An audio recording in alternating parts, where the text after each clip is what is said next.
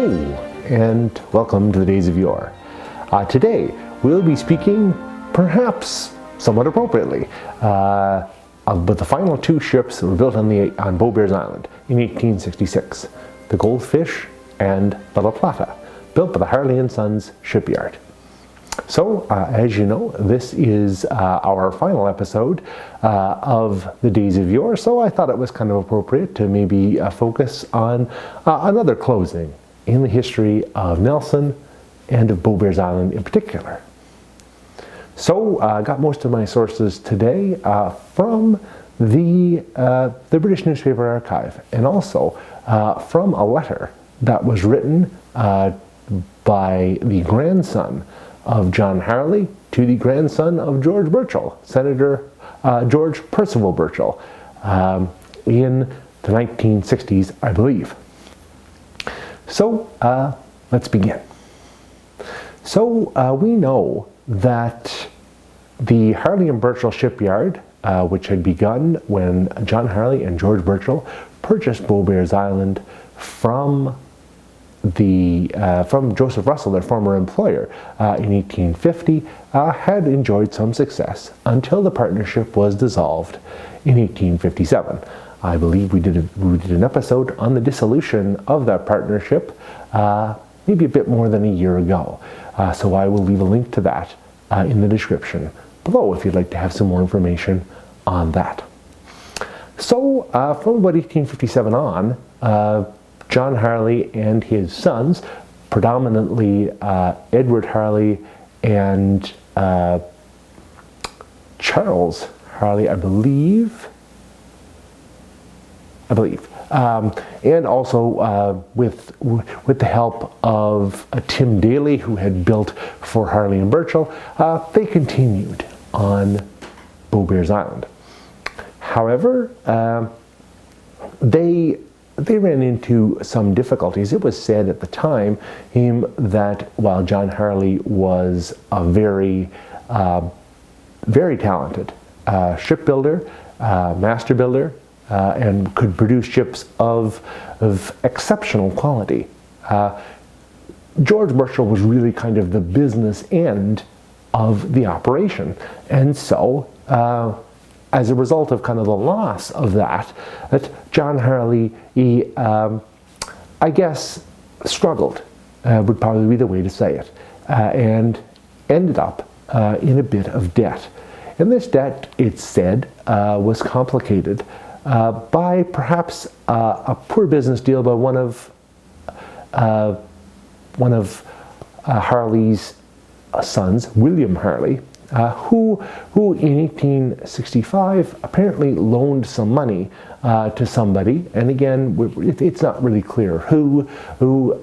Historians, I guess, speculate and debate on who that may have been, but all that we know is that this loan, or perhaps an investment, was in the end ill-advised, and that money, rather than something that was going to be returned, was lost.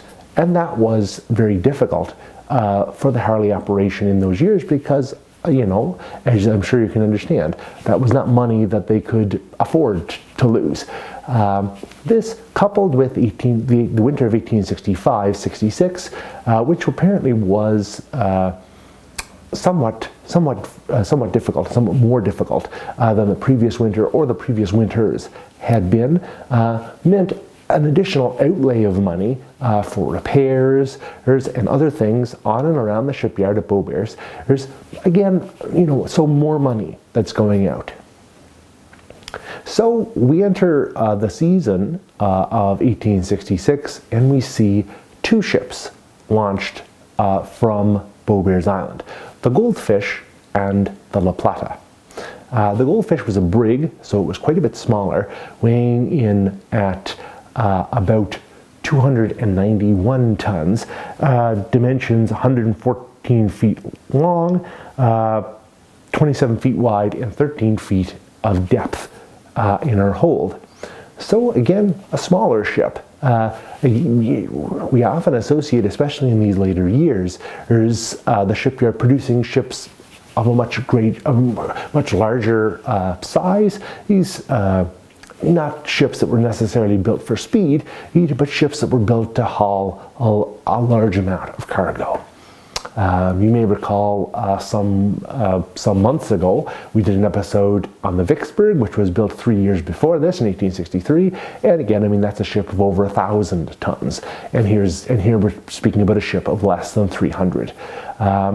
So again, lots of different ships being built. The La Plata was somewhat more traditional. It was a bark. So you might remember before, again, a bark has two square rig masts and a single schooner rigged mast. And both of these ships would go on to have very interesting careers. So the Goldfish was sold almost immediately, which had to be something of a boon for the Harley operation. Sold for 2,615 in pounds sterling. So again, today that doesn't seem like a lot. But of course, adjusted for inflation, that's over 331,000 pounds sterling today. However, we do know that very often Harley ran into problems about, again, selling a ship for maybe scarcely more than the amount of work that had gone into it. So again, this is a ship that's classed for 8 years. So normally Harley and Birchall ships are classed for 7 years, but this one is even better still. So again, it's a ship of exceptional quality. So you have to wonder, I have to wonder, if that price of about 2,600 pounds was really a reflection of its true value, or just simply what John Harley could get for it. Under the I guess the mastery of Captain Morris, the Goldfish began its career in 1867. Again, it was at that time docked in the United Kingdom, and it was again getting ready to go. I was leaving soon. Unfortunately, again, it ran into a bit of trouble in that all those people who had shipped freight on it had not come to pick it up yet. And so Captain Morris was saying in the early part of 1867 that basically come and get your stuff, because if you don't, I have to get back out to sea, and I'm just going to leave it here, and then it's sort of a your problem kind of situation. Again, he continued really throughout the Goldfish's career, at least until 1872-73, to be the captain of that ship. It was found in 1868 in St. Ann's Bay, loading cargo and getting ready to sail that February. So again, in Jamaica, from St. Ann's Bay. Running again January of 1870, getting ready to sail in March of that year, and again calling for freight.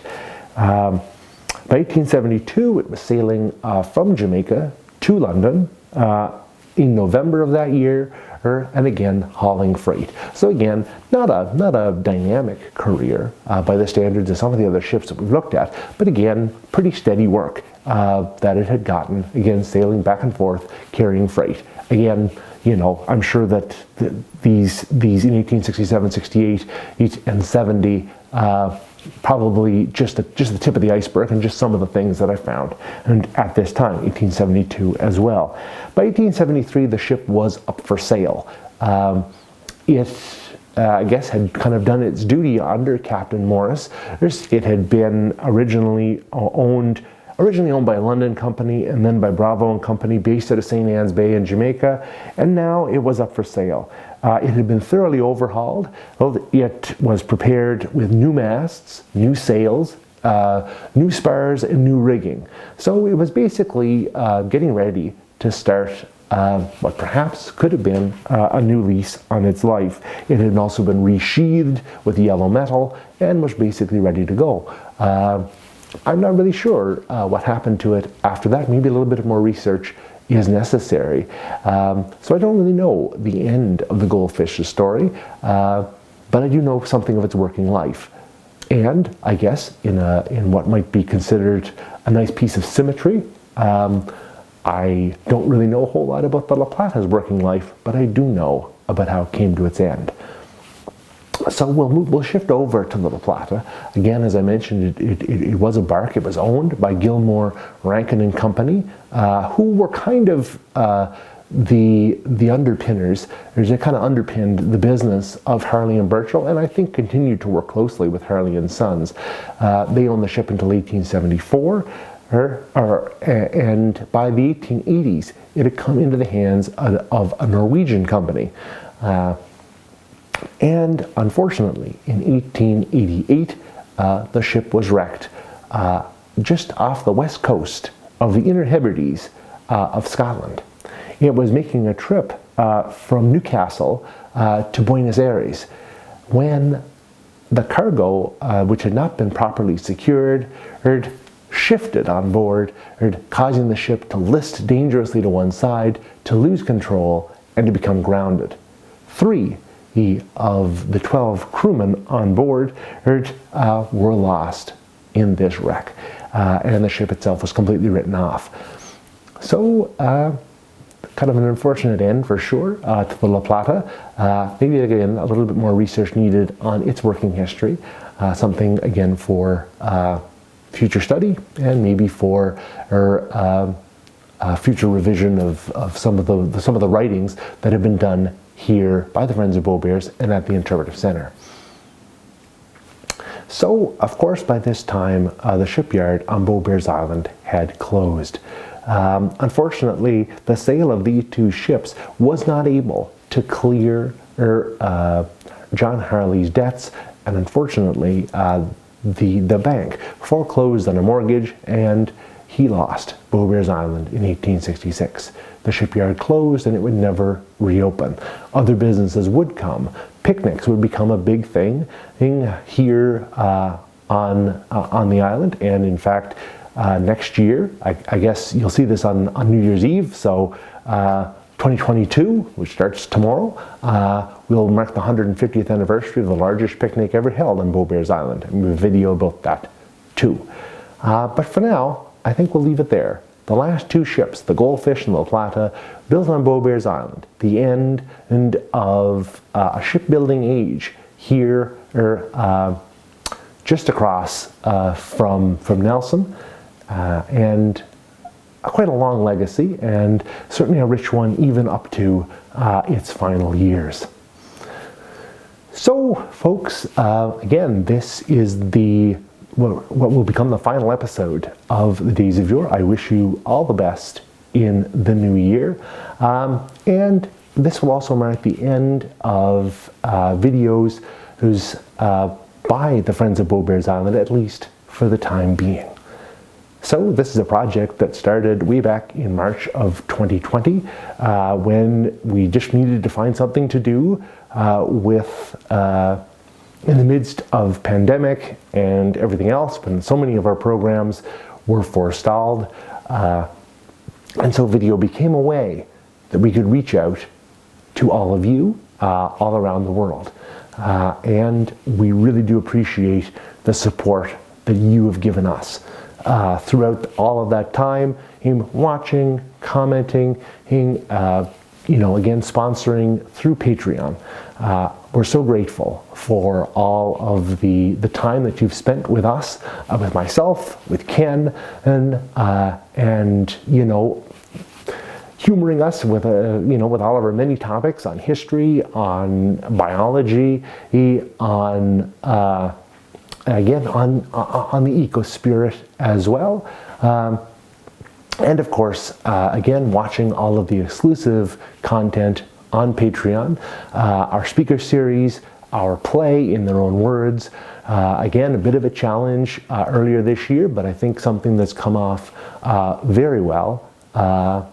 And again, our series on the the shooting of John O'Brien, the trial of Isaac Jackson, the Shipbuilding Uncovered series, River Lore, both in 2020 and in 2021, and an interesting series, our Inside the Interpretive Center music series that we had in the fall of 2020, right up into our Christmas of that year.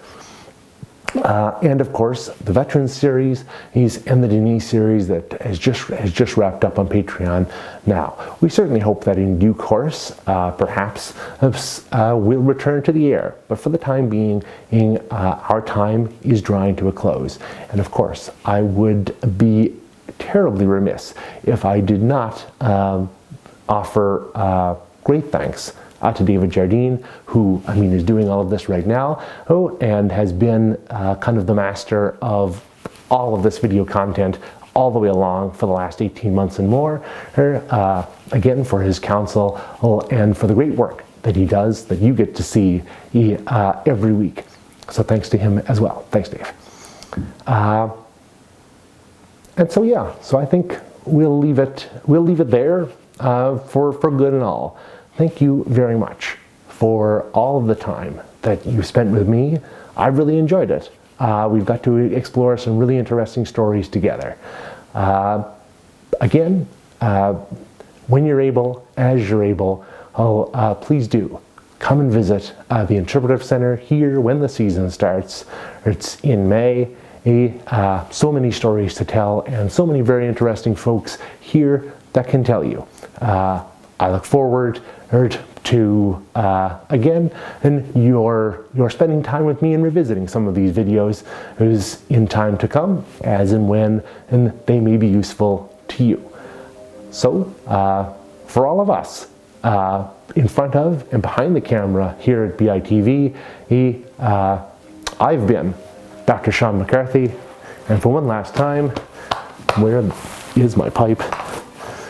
That's it. I don't even smoke, so I don't even know why I do this. But anyway, that's it. This was a gift by the staff in 2019. So I guess thanks to them too for their contribution to all of this. So again, I've been Dr. Sean McCarthy. All the best from Cletus at Beaubears News. One of those is, and thank you.